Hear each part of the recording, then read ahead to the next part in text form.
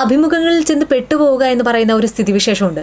പലപ്പോഴും ഈ വലിയ പ്രമുഖർ പോലും ഇതിൽ ചെന്ന് പെട്ടുപോകാറുണ്ട്. നിർഭയരായ വിരലിലെണ്ണാവുന്ന മാധ്യമപ്രവർത്തകർ ചോദിക്കുന്ന കൃത്യമായ ചോദ്യങ്ങൾക്ക് മുമ്പിൽ അവസാനം ഉത്തരം ഒന്നും പറയാനില്ലാതെ വെള്ളം കുടിക്കുന്ന കാഴ്ചകൾ നമ്മൾ ഒരുപാട് കണ്ടിട്ടുണ്ട് അല്ലേ? ഇപ്പോൾ ദേ സോഷ്യൽ മീഡിയയിൽ അങ്ങനെ ഒരു വീഡിയോ വളരെ സജീവമായി തന്നെ ചർച്ച ചെയ്യപ്പെടുന്നുണ്ട്. മറ്റാരുടേതുമല്ല, കേന്ദ്രമന്ത്രി നിതിൻ ഗഡ്കരിയുടെ ഒരു അഭിമുഖമാണ്. പൊതുവിൽ മറ്റ് നേതാക്കളെക്കാൾ വളരെ സൗമ്യനായി പരിഗണിക്കപ്പെടുന്ന ഒരാളാണ് അദ്ദേഹം. എന്നാൽ ഈ പെട്രോളിൽ എഥനോൾ ചേർക്കുന്നതുമായി ബന്ധപ്പെട്ട മൈലേജ് നഷ്ടത്തെക്കുറിച്ചുള്ള കൃത്യമായ ചോദ്യങ്ങൾക്ക് മുൻപിൽ അദ്ദേഹത്തിന് കൃത്യമായ ഒരു മറുപടി ഉണ്ടായിരുന്നില്ല എന്ന് ആ വീഡിയോ കാണുന്ന ആർക്കും മനസ്സിലാകുന്ന ഒരു കാര്യമാണ്. आप बताओ सर, आप भी तो एथेनॉल के चैंपियन बन के घूमते हो ना सर? नहीं, मैं कोई चैंपियन सर्टिफिकेट मांगने नहीं घूम रहा। ये ठीक नहीं, ऐसा मैंने कहा नहीं। ठीक है, आपने क्या कहा? मैं आपको एक मिनट पहले सुन लीजिए। बोलिए। आपको स्वतंत्र है कि आप 100% इतना उठा दो। वो बात ठीक है, मैडम जल्दी मत करिए, थोड़ा समझ लीजिए। ठीक है, आप बताइए। मगर सवाल तो आएंगे सर। सब सवाल कम होती, सवाल यही था कि ब्लेंडेड पेट्रोल जब यूज कर रहे हैं तो माइलेज कम होगी कि नहीं, बस इतना ही पूछा मैंने। आप गलत बोलती हूँ, फिर समझो। मैं आपको एक बात बताती हूँ। मेरे एक गाड़ी जो मैं इस्तेमाल करती हूँ वो पेट्रोल की है, और मैं आपको ये बताना चाहती हूँ 2023 के बाद खरीदी हुई, 2023 में खरीदी हुई गाड़ी है। मैं अज्यूम कर रही हूँ कि E20 कंप्लायंट होगी सर।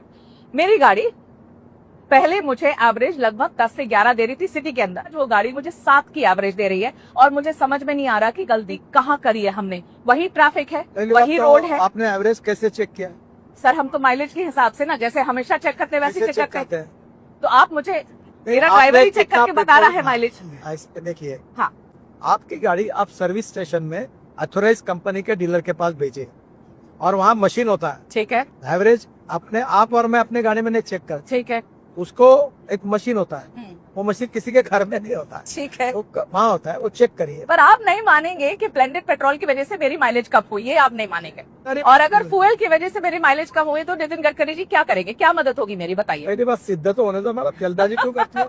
आपके कंज्यूमर कोर्ट में केस डाल सकती है ना। अब मैं ये सब करने जाऊँ, लॉ ऐसे 2-4 नाम अगर ध्यान में हो तो बताइए मुझे। नहीं तो मैं अपनी कंप्लेन भी डालूंगी। कंप्लेन में तो अभी तक आपने गई नहीं डीलर के पास। नहीं तो अब डीलर के पास जाने के बाद आऊंगी आपके पास। तबीयत खराब हो गई, हाँ, तो घर में बैठ के डॉक्टर को गालियाँ दोगी क्या? घर में बैठ के कोई किसी को गालियाँ नहीं दे रहा है नितिन सर, ये बहुत ही गलत बात है। इतने सारे लोग अब बना के अपनी वीडियो और रील डाल रहे हैं। नितिन गडकरी जी पहले आप तो पहले बता दो कि किस ईमेल आईडी पर लिखना है। सोशल मीडिया पे हाँ, जिन्होंने वीडियो डाले हैं, हाँ, वो टोटल 53 लोग हैं शुरुआत के, मेरे पास उनके नाम है। ठीक है, मैं इस विषय पे ज्यादा नहीं जाना। चलिए, वो बदमाश है, कह चुका हूँ, इन्फ्लुएंसर है। इथेनॉल के खिलाफ छोड़कर हाँ, अब रोड का काम निकाला।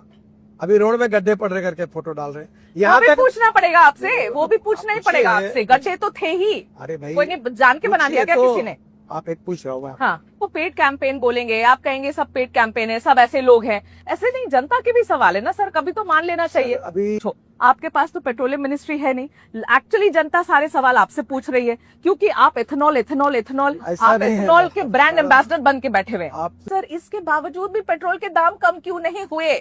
सवाल ये है। ये सब सवाल आप पेट्रोलियम मिनिस्टर को पूछो। ये बढ़िया है। अभी आप देखो, आप क्या करती है? हाँ, आप तबला रग्गा बजाती है। ഇന്ധനവില വളരെ റെക്കോർഡിലെത്തി നിൽക്കുമ്പോഴാണ് മൈലേജ് കുറയുന്ന E20 പെട്രോൾ വിതരണം ചെയ്യുന്നത്. മൈലേജ് 10 മുതൽ 15% വരെ കുറയുമ്പോൾ ഒരു ഉപഭോക്താവിന് ഒരേ ദൂരം ഓടിക്കാൻ കൂടുതൽ പെട്രോൾ അടിക്കേണ്ടി വരുന്ന ഒരു സാഹചര്യമാണ് ഉണ്ടാകുന്നത്. ഫലത്തിൽ ഇത് സാധാരണക്കാരന് മേലുള്ള ഒരു അപ്രഖ്യാപിത നികുതി വർധനവ് തന്നെയാണ്. എഥനോൾ ചേർക്കുമ്പോൾ പെട്രോളിന്റെ ഉൽപാദന ചെലവ് കുറയുന്നുണ്ട് എന്നാണ് ഈ സർക്കാർ പറയുന്നത്. അങ്ങനെയാണെങ്കിൽ അതിന്റെ ലാഭം വിലക്കുറവായിട്ടല്ലേ ഈ ജനങ്ങൾക്ക് നൽകേണ്ടത്? അതില്ല എന്ന് മാത്രമല്ല, ഈ മൈലേജ് കുറയുന്നത് വഴി ജനങ്ങൾക്ക് ഇരട്ടി നഷ്ടമാണ് ഉണ്ടാകുന്നത്. മാത്രമല്ല, ഇത് ശരിക്കും ഒരു പഴയ വാഹനങ്ങളോടുള്ള അല്ലെങ്കിൽ വാഹന ഉടമകളോടുള്ള അവഗണന കൂടെയാണ്. 2023-24 ശേഷം ഇറങ്ങിയ ഭൂരിഭാഗം വാഹനങ്ങളും E20 ഇന്ധനത്തിന് അനുയോജ്യമായ രീതിയിലല്ല നിർമ്മിച്ചിട്ടുള്ളത്. ഉയർന്ന അളവിലുള്ള എഥനോൾ പഴയ എഞ്ചിനുകളിലെ ഈ റബ്ബർ ഭാഗങ്ങളും പൈപ്പുകളും ഒക്കെ വളരെ വേഗത്തിൽ തന്നെ ദ്രവിച്ചു പോകാൻ കാരണമാകുന്നുണ്ടെന്ന് വിദഗ്ധരൊക്കെ അഭിപ്രായപ്പെടുന്നുണ്ട്. നമ്മുടെ രാജ്യത്തെ കോടിക്കണക്കിന് വരുന്ന പഴയ വണ്ടികളുടെ എഞ്ചിന്റെ ആയുസ് ഈ ഒരു ഇന്ധനം കാരണം കുറയുകയാണ്. സാധാരണക്കാരൻ വിയർപ്പൊഴുക്കി വാങ്ങിയ വണ്ടികൾ കേടാകുമ്പോൾ അതിന്റെ നഷ്ടപരിഹാരം ആര് നൽകൂ എന്ന ചോദ്യത്തിന് കൃത്യമായ ഒരു മറുപടിയില്ല. ഈ ഒരു അഭിമുഖത്തിൽ മന്ത്രി നിതിൻ ഗഡ്കരി സ്വീകരിച്ച ഒരു നിലപാട് തന്നെയാണ് ഇതിന് ഉദാഹരണം. അതായത് അധികാരികളുടെ നിഷേധാത്മകമായ നിലപാട്. ജനങ്ങൾ നേരിട്ട് അനുഭവിക്കുന്ന മൈലേജ് കുറവിനെ സാങ്കേതികതയുടെ മറവിൽ തള്ളിക്കളയാനാണ് ഈ അധികാരികളൊക്കെ ശ്രമിക്കുന്നത്.